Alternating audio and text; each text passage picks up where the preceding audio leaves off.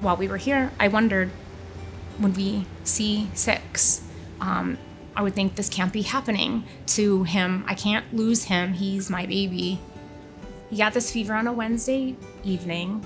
Thursday night, it spiked up to 103.6 on the thermometer. I was like, ugh, I've never seen that number on a thermometer. So, not good. Gave him some ibuprofen and we went to bed. And that night, he could not sleep. He was writhing around in pain, stomach pain, complaining about his stomach. And the next morning, he wouldn't even walk. And so I was thinking like, oh, maybe this is like his appendix. So we came down here and through the emergency department, they were like, well, his appendix is fine, but he has a little bit of pneumonia and a small fluid buildup around his lung. And so they said, we're gonna admit him and watch him, see how he does. And he's just becoming like more and more in distress. And he's like, I can't breathe. And they said, we need to intubate him. The doctor finally came out in the waiting room and said, so we have him intubated, but when we did that, he went into cardiac arrest. We got him back with the first round of compressions and pushed fluids, but as soon as the fluid dissipates, so does he. And this has happened 5 times. So this isn't sustainable. Those were the exact words. It made me feel like my son was dying. They said his only hope is to get him on the ECMO machine. So I was like, do whatever you have to do. Like, please just get him on that machine. The ECMO machine was pumping all the blood for his heart, and then the ventilator was doing all the work for his lungs. So basically, when he was in the PICU and he couldn't breathe and everything was going downhill, he was going into septic shock. How can something go from 0 to 100 so quickly? So then he was in that ECMO room for 4 days, paralyzed, sedated.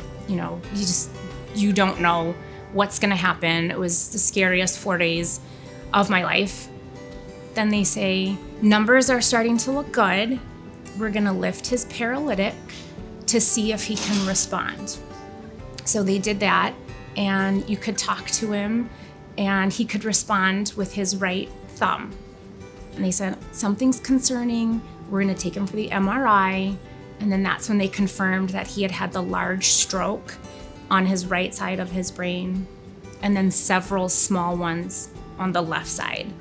We've gone through cardiac arrest, respiratory failure, the ECMO, and now we have a large stroke. They were worried about where the stroke was in his brain and what it would affect. I was like, they've saved his life. Anything that comes beyond this, we're just gonna have to deal with.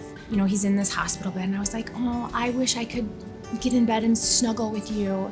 And he cleared his throat and said, do it.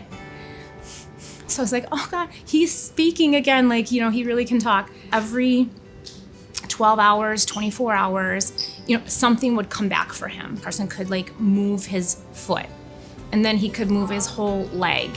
And then he got his left side smile back. Later, he could move his hand and his fingers and his arm. He worked really hard with Miss Mary in PT and Miss Carol and in OT, and he literally regained everything from his left side. So now we're talking, now we're moving our whole left side again.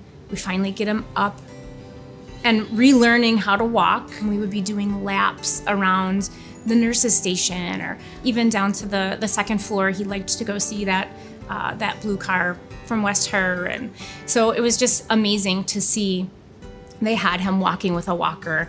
By the end of the walk, he's like, I don't need this. And he just started walking. We came in on March 1st, and he walked out of this hospital all by himself on March 30th. It couldn't have turned out any better than it has. He regained full heart function. He has no deficits in his heart function. His lungs cleared up and they're perfectly fine. Neurologically, he has no deficits. And he was like, Mom, can I go to the fun run? And I was like, well, we have to get you back to school. They're not just gonna let you go to the fun run. And he's like, okay, I wanna go back to school. He was able to go back to school on May 7th in order to get to that fun run, at the end of the week. He made it the full day. He went to his first baseball game, and he's hitting the ball and running to the bases, literally 1 month after being in cardiac arrest. I literally cannot say enough good things about every single person we came into contact with.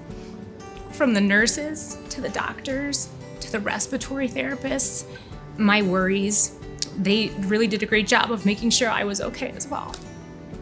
One doctor that I questioned several times, like, how did this happen? How did this happen?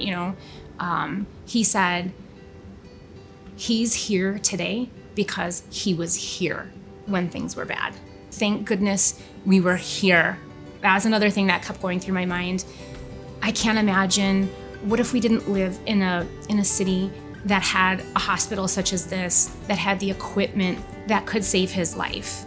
Literally, without that machine, I wouldn't have my son.